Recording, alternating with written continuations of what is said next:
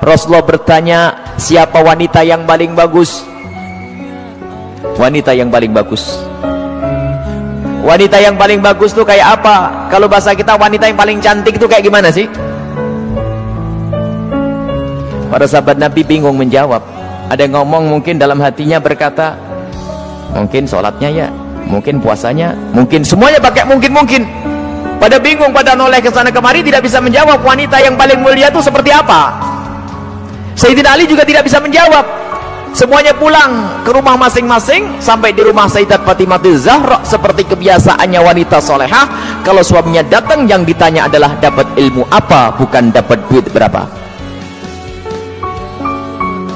Sayyidat Fatimah Zahra bertanya, wahai suamiku, apa yang kau dapat dari ayahanda? Apa yang kau dapat hari ini dari Rasulullah? Lah ini kalimat yang harus dibiasakan oleh para istri tuh. Bang, dapat ilmu apa? Kan begitu. Sayyidina Ali menjawab, kami dapat banyak, cuman kami juga dapat pertanyaan yang kami semua tidak bisa menjawab. Pertanyaan apa? Wanita yang paling mulia itu seperti apa? Wanita yang mulia itu seperti apa? Dijawab oleh Siti Fatimah Zahra, aku yang punya jawabannya. Apa? Dibisikkanlah di telinga Sayyidina Ali. Seketika itu wajah Sayyidina Ali berbinar-binar senang, wajahnya berseri-seri, mata berbinar-binar. Aku menemukan jawaban. Pasti aku nanti bakal dibanggakan oleh Rasulullah karena sudah punya jawaban. Di esok harinya ketemu lagi dengan Rasulullah. Siapa yang sudah punya jawaban? Para sahabat Nabi masih bingung. Tiba-tiba Sayyidina Ali berkata, kami punya jawaban ya Rasulullah. Siapa wanita yang paling bagus? Dijawab, wanita paling bagus adalah yang tidak pernah melihat laki-laki dan tidak pernah dilihat laki-laki. Rasulullah paham siapa yang ngasih tahu. Siapa yang ngasih tahu? Sayyidina Ali malu. Yang ngasih tahu tentu orang yang paling dekat denganmu ya Rasulullah.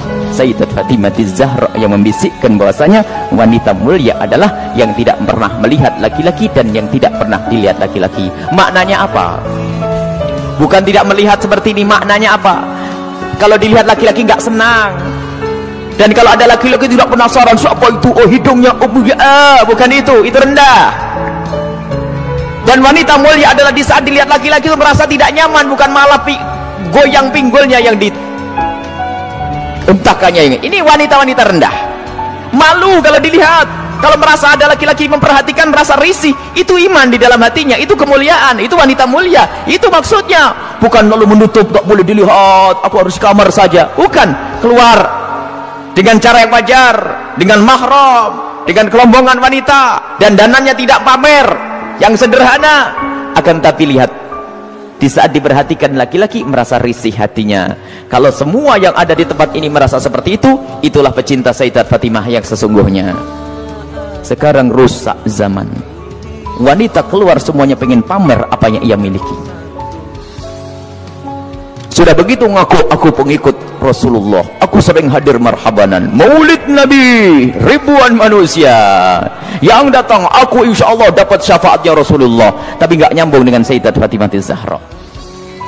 Jadi kita harus berusaha untuk menjadikan diri para wanita-wanita ini merasa tidak nyaman, tidak senang kalau tubuhnya diperhatikan oleh kaum pria. Ini iman, itu kemuliaan. Jadi tidak nyaman. Dan itu ada sifat-sifat semacam ini. Ada merasa risih, ada yang masya Allah kalau sudah diperhatikan merasa, waduh wajahnya mulai putih kuning hijau tuh.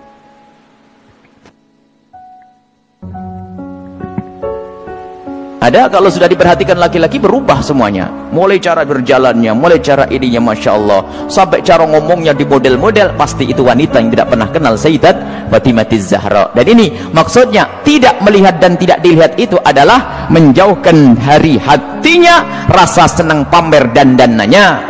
Sampai suara pun dijaga, suara dijaga. Sayyidat Fatimah Zahra suara dijaga, dan rasa malunya sangat tinggi. Sayyidat Fatimah Zahra sangat malu, pemalu beliau itu.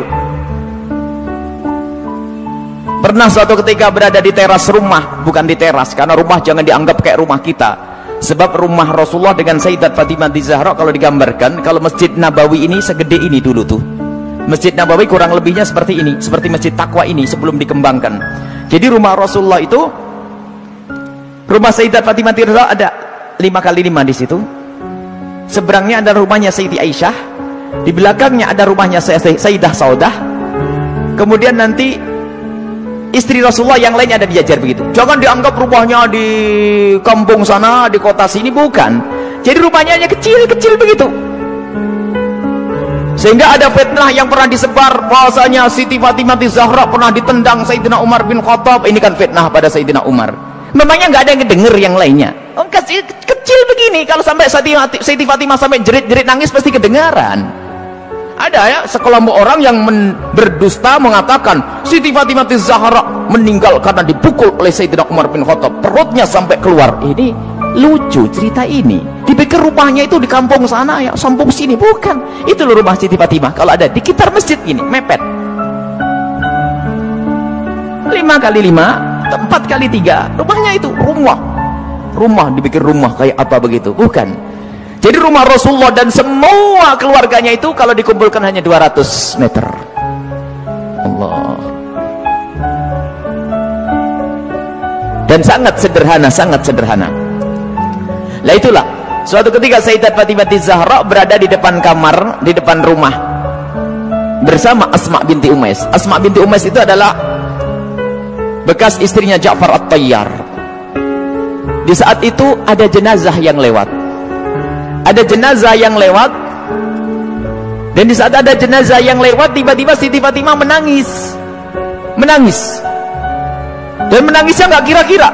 Sampai Asma ketakutan. Kenapa wahai binta Rasulillah, wahai putri Rasulullah, engkau menangis seperti itu? Ada apa? Kenapa engkau menangis? Baru setelah reda bisa menjawab, aku menangis, aku nanti pasti akan mati. Tentu engkau akan mati. Engkau akan mati. Bukan masalah kematian, tetapi aku tidak ingin nanti seperti itu. Kenapa dia? Lihat, semua orang yang meninggal akan diperlakukan seperti itu, dibungkus dengan kain kafan, lalu diangkat di kepalanya manusia, lekuk-lekuk tubuhnya terlihat. Alangkah malunya aku nanti jika aku mati, lalu diangkat di atas kepala manusia, lalu lekuk-lekuk tubuhku terlihat. Oh, mikir lekuk tubuhnya. Subhanallah. Setelah mati itu yang digambarkan, bukan waktu hidup. Ini ngaku pecinta Fatimah Zahra, ngaku pecinta Sayyidat Fatimah Zahra, tidak pernah merasa risih lekuk tubuhnya dilihat orang. Jadi Siti Fatimah Zahra itu merasa malu kalau nanti dilihat setelah meninggal. Lalu Asma bercerita, wahai Fatimah, waktu aku di Habasyah, aku melihat ada orang itu, kalau ada orang meninggal itu dibuatkan satu kotak, kemudian mayat dimasukkan ke dalam kotak, kemudian ditutup pelepah korma sehingga tidak kelihatan itu. Kalau bahasa kita keranda. Mendengar jawaban seperti itu, Sayyidat Fatimah Zahra sangat senang dan menyambut dengan kegembiraan. Asma, aku berwasiat, kalau aku mati nanti tolong dibuatkan aku seperti itu. Dan akhirnya setelah Sayyidat Fatimah Zahra meninggal, Asma sendiri yang membuat untuk Sayyidat Fatimah Zahra. Dan inilah di dalam sejarah disebutkan bahwa pertama kali orang pakai keranda di dalam Islam adalah Sayyidat Fatimah Zahra. Bukan masalah pertamanya, tapi kita harus tahu maksudnya apa. Ini loh yang penting. Maksudnya adalah menjaga kehormatan. Padahal juga nggak apa-apa orang mati kelihatan auratnya pun tidak dosa.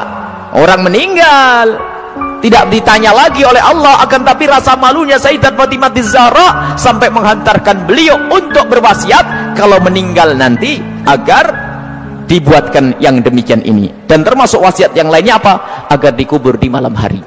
Tidak ingin, masih ingin, takut kalau dilihat oleh orang. Inilah Sayyidat Fatimah Zahra. Jadi rasa malunya luar biasa. Dan ini pendidikan dari Rasulullah SAW. Memang kita harus banyak mencontoh beliau. Rasa malu ini mahal. Kalau sudah malu ini dicabut dari seseorang, maka semuanya akan dilakukan dari keharaman. Rasa malu ini kemuliaan, malu yang sesungguhnya, malu kepada Allah, malu kita melakukan kemaksiatan. Dan malunya seorang wanita itu adalah kemuliaan. Siti Fatimah adalah suri toladannya.